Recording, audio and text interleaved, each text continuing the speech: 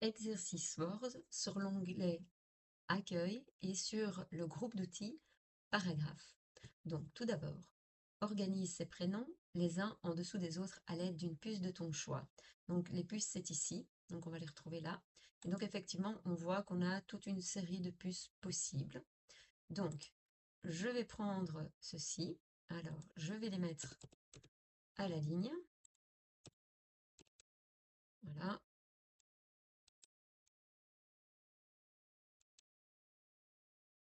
Et une fois que c'est à la ligne, je vais les sélectionner, donc avec un clic de gauche que je maintiens avec ma souris. Et je vais donc dans les puces et je vais prendre celle-là. Voilà. Et donc là, c'est fait.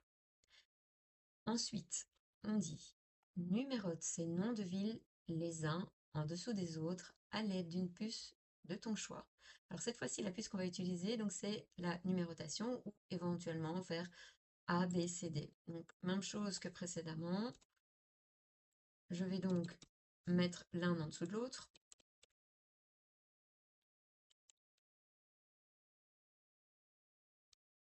Et je vais donc mettre de 1 à 6. Donc j'appuie ici, donc on va voir qu'on a plusieurs possibilités qui vont montrer.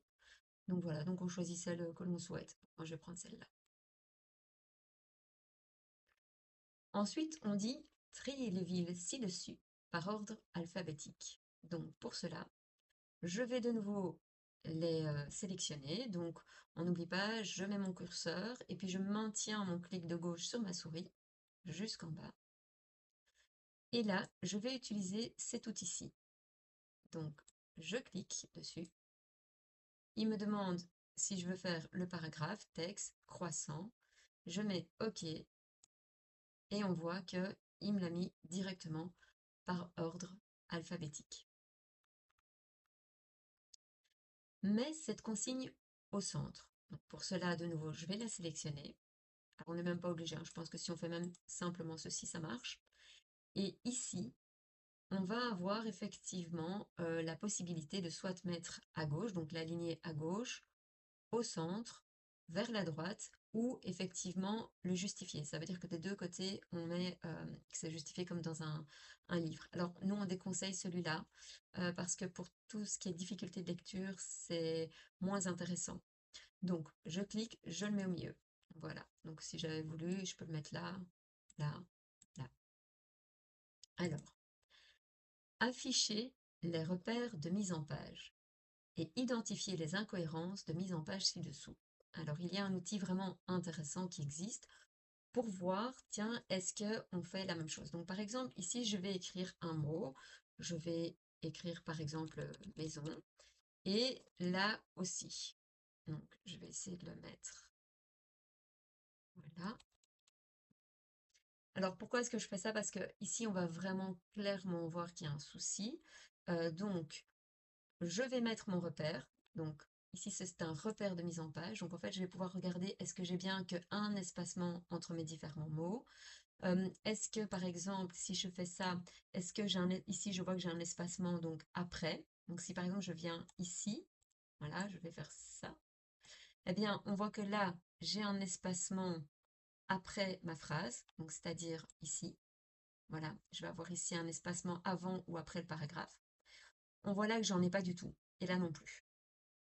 Alors, qu'est-ce qu'on voit? Ici, par exemple, on constate que le mot maison a été vraiment mis au centre de la cellule, tandis que là, en fait, on constate qu'il y a d'abord eu un espacement et que le mot maison est mis là. Alors, pourquoi est-ce que celui-là est mieux que celui-ci? Eh bien, parce que celui-là, lorsque je vais rajouter, ben, il va pas enfin, il va pas rester au centre, tandis que celui-ci, on va voir que directement, il va se mettre au centre tout seul. Alors, en fait, comment est-ce qu'on peut savoir? C'est dans la disposition du tableau. Voilà, ici on voit que la maison, elle a bien été mise au centre. Donc on voit qu'il y a des onglets qui sont apparus, mais ça on verra dans le mode tableau. Je retourne dans l'accueil. Alors, ici, donc, mets le texte avec un espacement de 1,5. Donc pour cela, je vais sélectionner mon texte. et je vais mettre un espacement 1,5. Pour cela, je vais donc ici. Alors on voit ici que pour le moment c'est un espacement de 1, je peux mettre un 15 ou un 5. Voilà, donc je le mets. Et là on constate que c'est trop petit, donc je vais mettre ma fenêtre un peu plus grande. Voilà, alors là on va mettre à la page suivante. Ensuite, supprime l'espace après le paragraphe du texte. Donc je fais comme ceci. Alors on voit qu'il est déjà plus là parce qu'il a été mis en 1,5. Mais c'est ici que je vais pouvoir donc ajouter ou supprimer l'espace. Donc ici par exemple si je supprime l'espace après le paragraphe. Alors, dernier exercice. Dictez le texte ci-dessous. Vérifiez la langue parlée. Donc pour cela, alors ici si on veut, on peut déjà enlever tout ce qui est le afficher tout, si ça dérange certains. Et là je vais donc utiliser cet onglet-ci, donc qui s'appelle dicter. Donc je vais cliquer dessus.